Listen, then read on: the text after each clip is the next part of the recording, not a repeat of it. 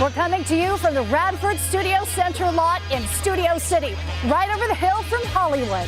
This is the place where dreams are made, legends are born. Hello and welcome to The Lot. I'm Suzanne Marquez. The blockbuster movie Transformers: Rise of the Beasts is already making history.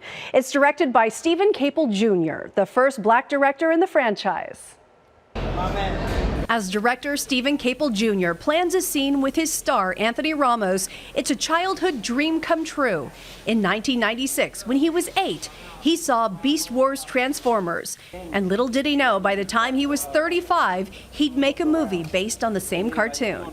He just met up with CBS Morning's Nate Burleson in L.A. Talk to me about your influences, the films that you grew up watching, filmmakers that you loved. Spike Lee was huge. I can't do nothing with him, Sal. You talk some brother talk to him.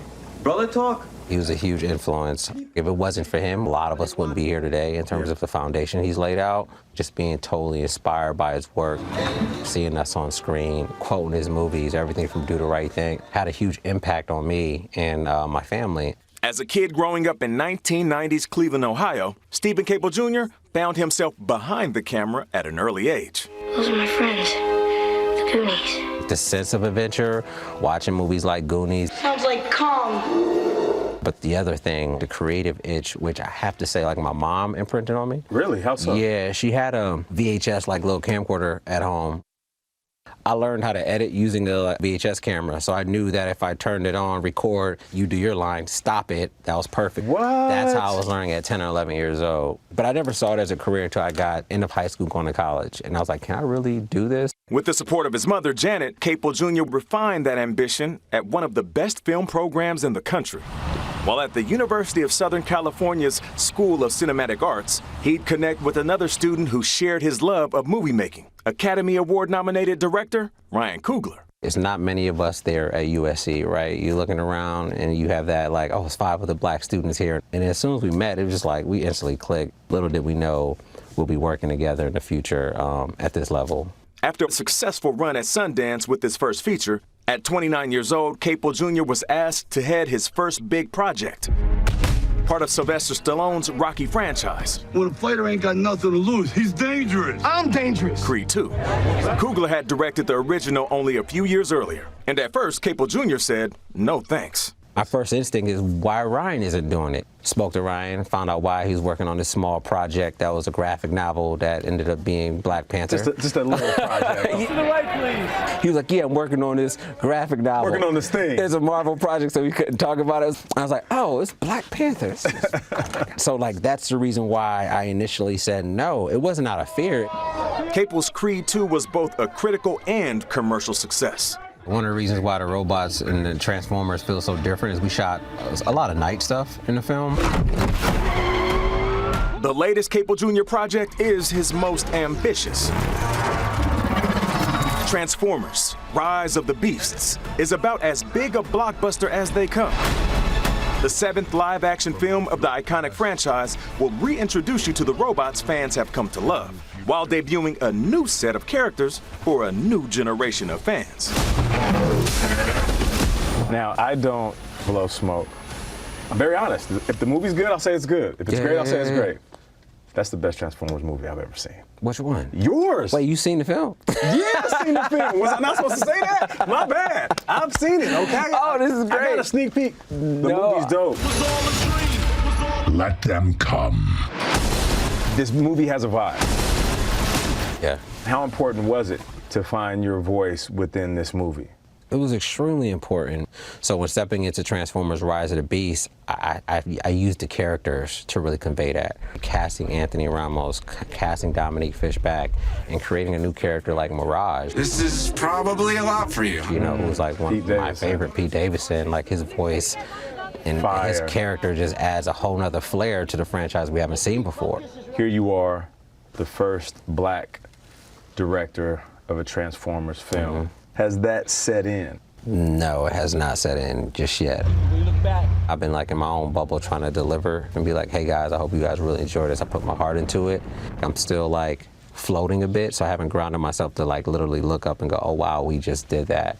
Just because I'm a hard worker, man, and once I do it, I kind of put my head down in this tunnel vision. Kaple Jr. knows what it's like to shoulder the weight of an iconic franchise with major studio expectations. But despite all the noise, the 35-year-old husband and new father has a way of keeping himself grounded. You actually enjoy daydreaming, finding a beautiful place and kind of zoning out. How does... What are you talking about, wife? I'm just, I do my research. How does daydreaming help you engage your vision? When you daydream, no one's judging you.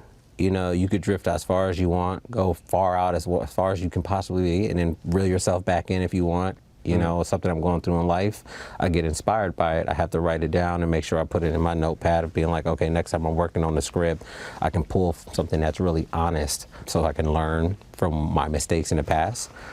With every movie that I've done, you know, that's the kid in me, right? It's the boy from Cleveland, Ohio. I don't want to lose that. It kind of keeps me in tune. It's like my weird way of meditating.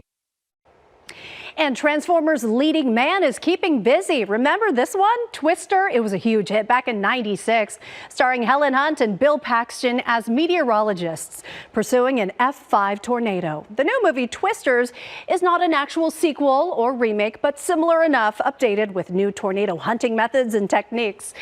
And Anthony Ramos says he's having a lot of fun filming in Oklahoma right now.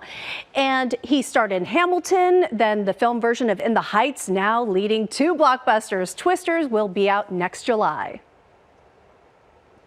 My parents just emailed that they're coming to our wedding. Oh, I get to meet your parents finally. Are you psyched? You're not psyched. Are you psyched at all? Is there any psych happening? Here's a look at the new Netflix comedy, The Outlaws, a play on the words, the in-laws, of course. Outlaws because there's a bank robbery involved. It's a great cast. Adam Devine is a bank manager who is set to wed Nina Dobrev, but when he meets her parents, played by Pierce Brosnan and Ellen Barkin, he suspects they may have robbed his bank the week of his wedding. This Netflix action comedy comes out July 7th. Now to Flamin' Hot, tells the story of a Frito-Lay janitor who became the innovator of one of the most popular flavors in the world. On Hulu and Disney Plus now, it's an inspiring story that will whet your appetite to follow your dreams and have you craving Cheetos too. Burns good or burns bad? It burned good. Hot Cheetos. You take a bite and they bite back. They're delicious and burn so good as long as you have a side of something to cool you down. And the story of the spicy chips' humble beginnings is finally being told and ready to make its film debut. I know I don't look it, but I got a PhD. I'm poor, hungry, and determined, sir. Okay, I can see you're gonna be a weird one. While the film focuses on the origins of Flamin' Hot Cheetos, there's an underlying message that fires up our initiative to push through and pull ahead. Actor Jesse Garcia, who plays Richard Montañez, says it's a special story for the Latino community and also for anyone striving to do something big. So congrats on this movie. I love learning the story of Flamin' Hot, and also makes me so proud to have a Latino-led cast. Both of you, tell me what it was like to be part of this special moment of bringing history to life. Yeah, I think it's one of those stories that not a lot of people know. You know, maybe some people in LA know, or some people who work for PepsiCo or Frito-Lay that they know. But it's an important story for the Latino community, and it's also an important story for everybody because everyone can relate to it. Don't get shots like this. You see that guy right there? I see a chingon, a montañez. Yo soy montañez. They're montañez. Get out there and be great. Director Eva Longoria even said she felt the pressure because she knew what it meant for the culture. We don't get a lot of bites at the apple as people of color behind the camera and also as women. And so I felt the pressure to get it right. Like I was like, oh, I gotta do justice to the Mexican American community. I gotta do justice to Richard. I gotta hold the flag for all women. Like I felt like I carried all of that with me into production, and it really fueled me to do my best. But you know, it's it's a love letter to our community because we've never seen our community like this. I mean, the last time you think about a movie that was made for us and by us, it was like 20 years ago. We can't have a movie every 20 years about the Latino community. So I took it very seriously. I was very prepared. I was very focused, and I was very authentic. You know, this is how I grew up. Richard sounds exactly like my dad. He looks like my dad. And so I was excited at the opportunity to define what a hero looks like, because they never look like Richard, and they never look like us. And so I thought, wow, what if I could create a story that at the center of it was grounded by a man like Richard who came from our community. Who eats Cool Ranch anyway? That lady. And the Best of Broadway will be celebrated at the 76th Annual Tony Awards Sunday night. We've learned Lea Michele will perform with the Funny Girl cast, in addition to all of the nominees for Best Musical. We caught up with this year's nominees, who say being recognized for their work on stage is a dream come true. My first pin. I walked in today and got my pin and cried. I have the year on it. I never knew about the pins. Theater's back, baby. I mean, it never left. Let's be real, it never left. To be part of a Tonys this year where Broadway has really come back, where we have a full season of things. To be able to be there, you know, with all the other productions and all the other nominees and celebrate theatre, like, it's so joyous and it's such a collaboration. It's your witness, Miss Ansler. Yes, the witness is mine. I feel a bit older now and a little more in my skin, and you know, to come back and do a musical that's so beloved by me and everyone in the musical theater community and have it be validated in this way, it's just really special. To be one of the first gender nonconforming, non-binary actors to be nominated in this season is kind of breathtaking. The boys around here sure ain't much help. This corn ain't gonna shock itself. To receive that love 8 times a week and have stage door moments with so many queer and trans and non-binary people is so humbling.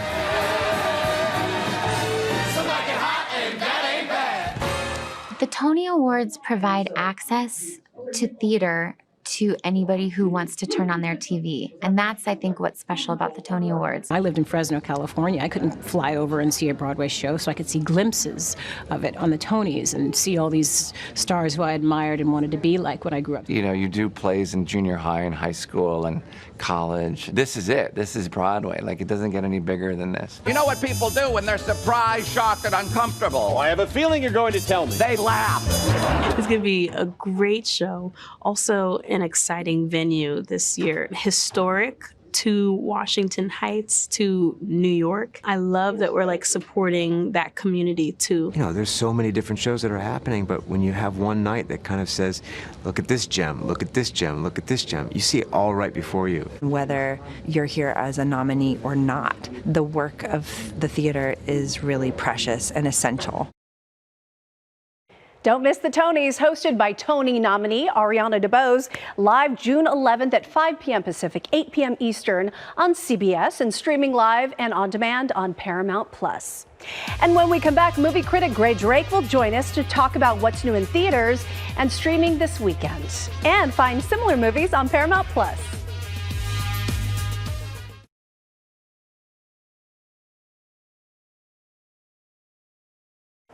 Welcome back. Let's talk about what's new in theaters. Similar movies you can also watch now on Paramount+, and we're going to have a lot of fun with the lots. Movie critic Grae Drake, I'm so glad you're here. Me too. Okay, let's talk about Flamin' Hot. You saw it, you talked to the cast. Oh my God, I'm so inspired by this movie. So this tells the story of Richard Montañez, and he's this Ontario, California native who was the Frito-Lay janitor. And he, all of a sudden, when the company was in trouble and employees were being furloughed left and right, he came up with a brilliant idea to save the company. And he found the answer essentially by referencing his own culture and like what his family was using to make dinner every night.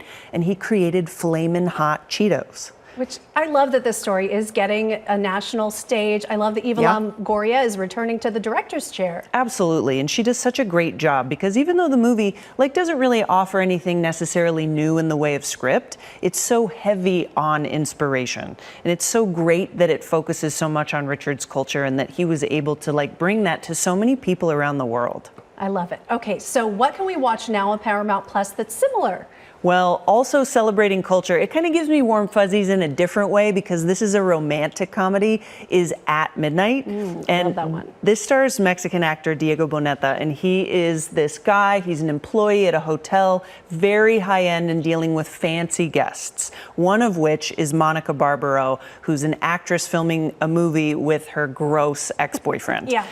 And they're not supposed to be together, okay? They're star-crossed from the beginning, but they just can't stay away from each other. And what makes this movie really special is not only the chemistry between these two, but the fact that Mexico is practically its own character in the movie. Stunning sunsets, stunning, like, just landscapes, amazing, delicious food makes its way into some shots. And I really loved watching this because it feels a little bit like an hour and 40-minute trip to Mexico that didn't cost you nearly as much. It's beautiful and it's fun. It's a romantic comedy. Okay, fantastic. So let's move on to Transformers. We saw a beautiful piece with the director, and you saw the movie too. Oh yeah, so Rise of the Beasts. Those beasts are rising.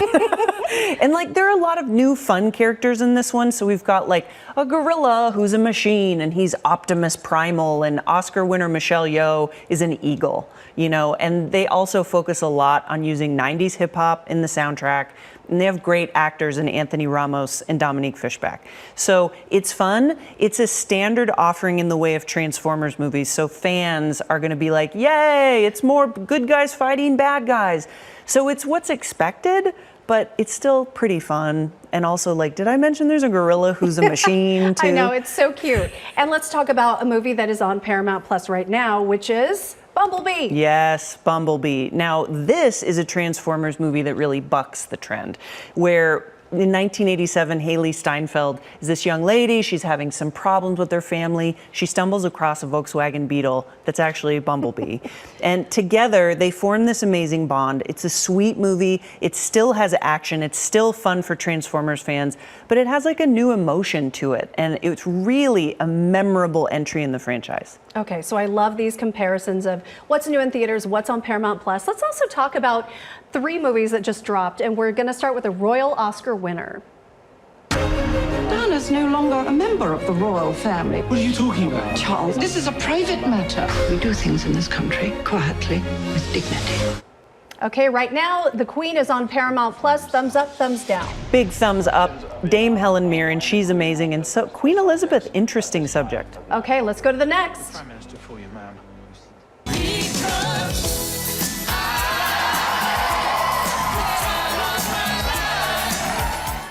I mean, do we even ask? Dirty Dancing, a classic. Oh my God, nobody puts this movie in a corner. Right? The classic story of Baby is perfect for summer. Yes, it's so memorable, it's so wonderful. We've got Patrick Swayze in his heyday. It does not get better than this. Okay, now something for the whole family. This is your brother Dylan. Baby. When the new baby gets here, it'll be like, look, G, there's that little bald kid in the house again. I think any sibling can relate to the Rugrats. Yeah, and I can too, even though, like, my siblings are nothing like this, but I love creepy, funny babies running around. And the Nickelodeon show was great, and so was this movie. Okay, well, now you know it. 3 great films you can find on Paramount Plus. Now, Grae, thank you so much for joining us. It's always a great time. Thanks. Okay, when we come back, should we get our hopes up for a possible Ted Lasso spinoff? Stick around.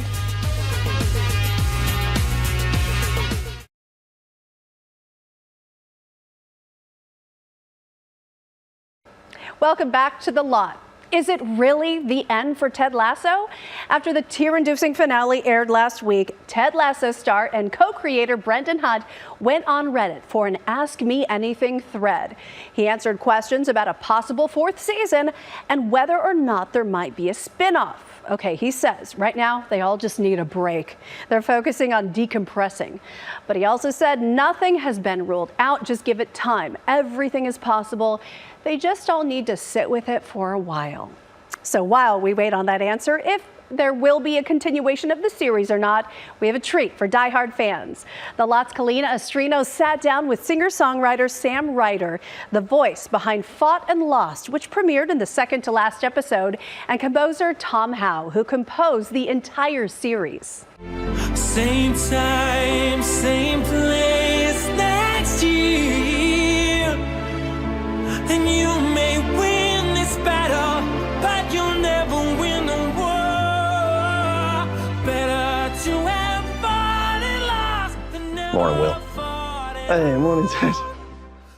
The song really makes you want to cry. Yep. All the music throughout the entire show is just phenomenal. Did either one of you, but you in particular, did you think the show was going to be this big? What did you think when they approached you to compose? No, I mean... Okay.